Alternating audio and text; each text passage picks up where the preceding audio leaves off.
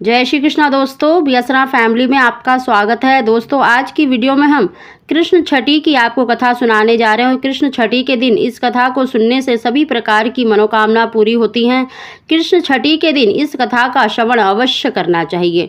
दोस्तों, कथा प्रारंभ करने से पहले अगर अभी तक आपने मेरा चैनल सब्सक्राइब नहीं कर रखा तो सब्सक्राइब जरूर कर लें, बगल में बेल आइकन को भी दबा दें, जिससे मेरे आने वाली सभी लेटेस्ट वीडियो का नोटिफिकेशन सबसे पहले आप तक पहुँच सके। बोलो बाके बिहारी लाल की जय। एक पौराणिक कथा के अनुसार वृंदावन के पास एक गांव था, जहां पर भगवान कृष्ण के परम भक्त रहते थे, जिनका नाम था कुंभन दास, और उनका एक बेटा था रघुनंदन। कुंभन दास के पास भगवान श्री कृष्ण की एक चित्र था, जिसमें वे बांसुरी बजा रहे थे। होठों पर मंद मंद मुस्कान थी। बहुत ही मनमोहक चित्र था। कुंभन दास हमेशा भगवान श्री कृष्ण की पूजा आराधना में लीन रहते थे। वे कभी भी अपने प्रभु को छोड़कर कहीं भी नहीं जाते थे। एक बार कुंभन दास को वृंदावन से भागवत कथा के लिए बुलावा आया।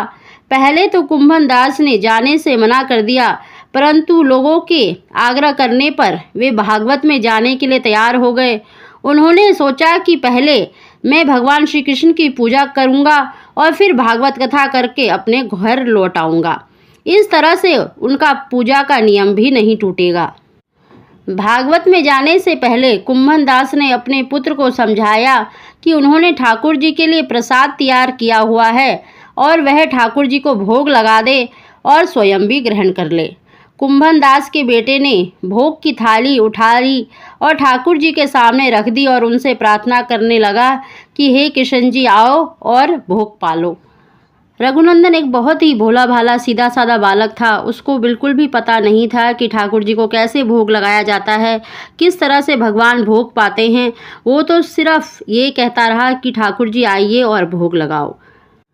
रघुनंदन को लगा कि ठाकुर जी आएंगे और अपने हाथों से भोजन ग्रहण करेंगे। रघुनंदन ने कई बार भगवान कृष्ण से आकर खाने के लिए कहा, लेकिन भोजन को उसी प्रकार देखकर वह दुखी हो गया और रोने लगा, और उसने रोते रोते भगवान श्री कृष्ण से आकर भोग लगाने के लिए विनती की। उसकी पुकार सुनकर ठाकुर जी एक बालक के रूप में आए और भोजन के लिए बैठ गए। जब कुंभन दास वृंदावन से भागवत करके लौटे तो उन्होंने अपने पुत्र से प्रसाद के बारे में पूछा।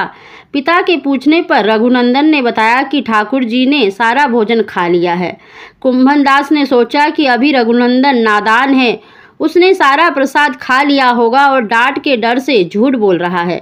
कुंभन दास रोज भागवत के लिए जाते और शाम तक सारा प्रसाद खत्म हो जाता। कुंभन दास को लगा कि अब रघुनंदन उनसे रोज झूठ बोलने लगा है, लेकिन वह ऐसा क्यों कर रहा है, यह जानने के लिए कुंभन दास ने एक योजना बनाई। उन्होंने भोग के लड्डू बनाकर एक थाली में रख दिए और दूर छिपकर देखने लगे।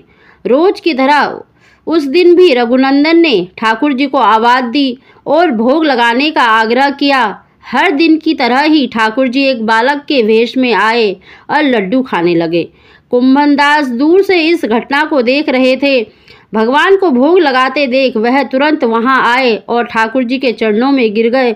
उस समय ठाकुर जी के एक हाथ में लड्डू था और दूसरे हाथ में भी लड्डू खाने ही वाले थे, लेकिन ठाकुर जी उस समय पर वहीं पर जमकर रह गए और मूर्ति बन गए। तभी से लट्टू गोपाल जी के इस रूप की पूजा की जाने लगी। कुंभन दास के भाग में ठाकुर जी के दर्शन नहीं थे, क्योंकि ठाकुर जी को तो सरलता से पाया जा सकता है और रघुनंदन बहुत ही सरल था और नियत उसकी बिल्कुल साफ थी। उसने सच्चे मन से ठाकुर जी को पुकारा तो वो बालक के रूप में आ गए, लेकिन कुंभन दास के भाग में ठाकुर जी के दर्शन नहीं थे और ठाकुर जी उसी समय पर लट्टू गोपाल जी के रूप में परिवर्तित हो गए। तभी से लट्टू गोपाल जी की पूजा की जाने लगी। कुंभन दास ने ठाकुर जी को पंचामृत से स्नान कराया, उन्हें पीले वस्त्र चंदन लगाया और छठी के दिन उन कृष्ण जी की छठी बड़ी ही धूमधाम से मनाई गई।